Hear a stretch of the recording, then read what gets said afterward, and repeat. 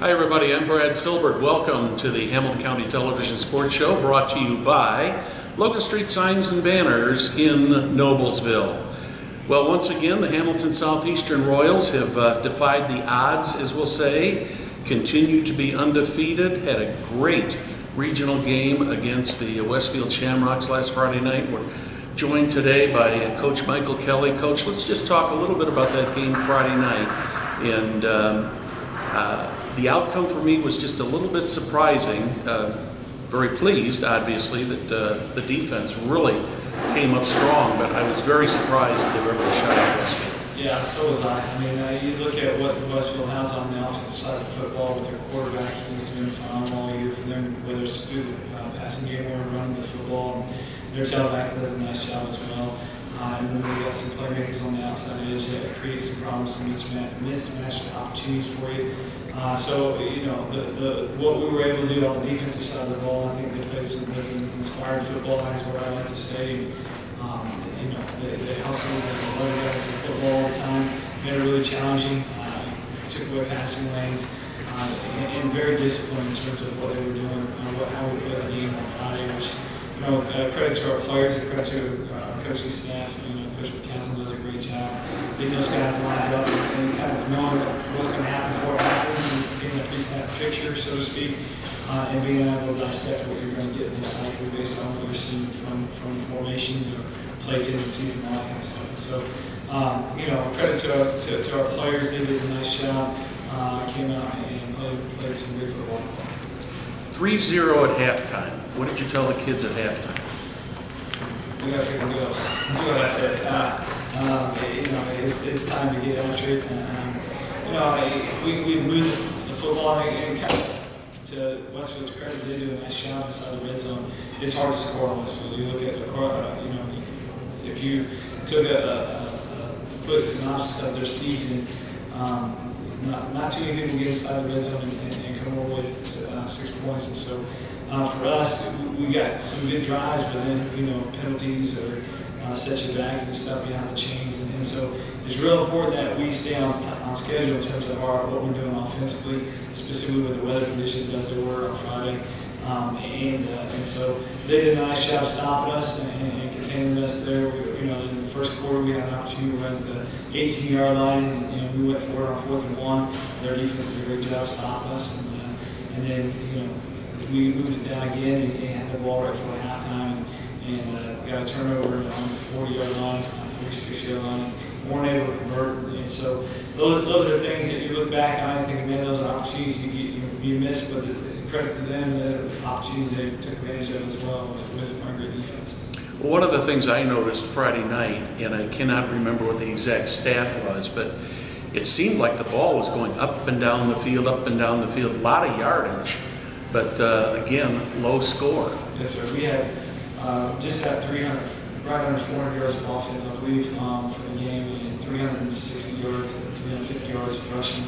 And so the run game was there, but as I said before, when you start constricting the field, their defense can also constrict and get a couple more people to the box. It made it a little more challenging for us to finish off those runs inside the red zone. And so, you know, for us, it's part of that, having the ability to throw the ball, having the ability, which we do. But again, it's risk versus reward at that time. What do we need most importantly here in trying to figure out how to put our best playmakers on the field and get plays done for us to be successful. It was a challenge, but again, a great defense, and they're going to create some great adversity for you. I know we've talked about this numerous times before, Coach, but just how much did the crowd Friday night mean to you, the team, the coaches, and everybody there? Well, like always, I mean, we've had phenomenal home field support, and it's been amazing to hear our fans, our student sections, our parents, just loud and proud. And it's, you know, Fisher's week, it was loud. Homestead week, it was loud. You know, Westfield, it was loud. So it's just a lot of energy in the stadium. We have that much people there, and you hear the music, and you know, kids get the juices going, and that's exciting. It's exciting to be a part of it. It makes a huge advantage for us, obviously, when we have that type of support coming out and giving us that type of energy, that type of boost. This week you hit the road up I-69 to Fort Wayne and go to Carroll, and I lived in Fort Wayne at one time many years ago. In Carroll High School, the story of that high school to me is very much parallel to Hamilton Southeastern. Years ago it was a small rural school, small school between Fort Wayne and Huntertown, and didn't get a whole lot of press, but now it's grown very similar to what you guys have here at HSE, and they've grown into a great sports competing program up there. No question about it. I mean, their coaching staff does a nice job. They're a well-disciplined, well-coached team. Obviously, you get to this point in the season, everyone you're going to face is going to do that, but they do a great job. You know, I told my wife this weekend, you know, I turn on the film and I'm watching film. Sometimes I don't know if I'm watching us or I'm watching them, just based on what they do from a defensive perspective. They got a great defense. They fly around, fly the football. Their safeties really feel hard. Their linebackers are big and long and flow well. Their defensive linemen are very similar to our defensive linemen, play fast and they're physical. And so they create they create a challenge for your offense. Obviously, they've only given up, I believe the stat is 92 points this season on defense, and so, you know, I think they've only given up more than 21 points this year once, and so there's a lot that they're able to do on the defensive side of the ball. And offensively, they got a young quarterback who can really throw the ball around, and great receivers. They got a good running back, good offensive line, and so just an overall complete football program. It should be a fun night. So how do you prepare your team for this game coming up Friday night? Well, I think the message is the same as been all year long. It's, you know, we got to do what we got to do. We got to do what we do. It's not about who we play, it's about how we play. And you kind of set that standard of performance in terms of what we expect HSE football to be, and week in and week out is kind of what we challenge our kids to be the standard, and make sure that you're holding yourself to that standard.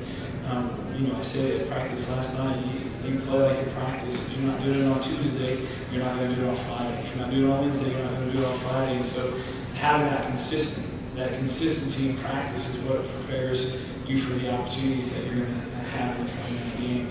And a lot of people say, well, there's pressure in there, and I think pressure is oftentimes comes from a place of unpreparedness. And so, you know, for us, it's just doing what we do and doing it the way we do it and doing it to the best of our ability. And if we do that, then there's no pressure, because the reality is if our best isn't good enough, then it's not good enough. And so we try and play every week to the best of our ability. How's the health of the team this week? Yeah, you know, every week you're getting this far in the season. I think everyone's got a cough, everyone's got a runny nose, everyone's got bumps and bruises, and no one's feeling perfect yet at this time. And so I told them that the time to take a break and take it easy is in a couple of weeks, hopefully. But surely not this week. We got to have all hands on deck because we're going to face a very good football team. Talk just a little bit about the athletic trainers and the strength training program you guys have got here. And how important is that for your team?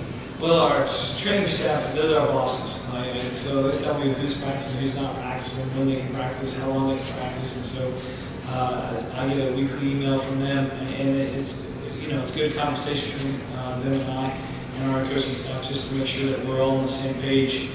They do a phenomenal job of keeping great reports and great communication with us, which is huge.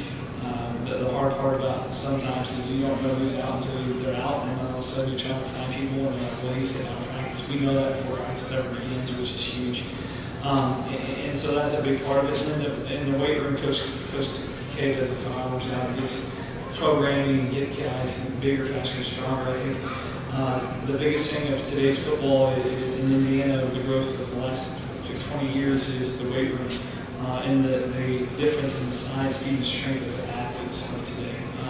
And so, you know, for us, we're looking for that a little advantage. We're not always going to be the most talented team on the field, but we can be the hardest working team on the field. And so we got to control that controllable. And so we expect a lot from them in the weight room in terms of making sure that, you know, setting that same habit. We talk about habits a lot.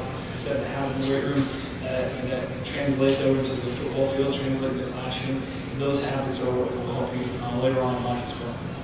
Well, Coach, I want to wish you good luck Friday night. Hopefully you will be coming back with another W and have another week to play. Sure. Thank you for joining us tonight. Thank you. I'm Brad Silbert. That's it for the Hamilton County Television Sports Show. Good day.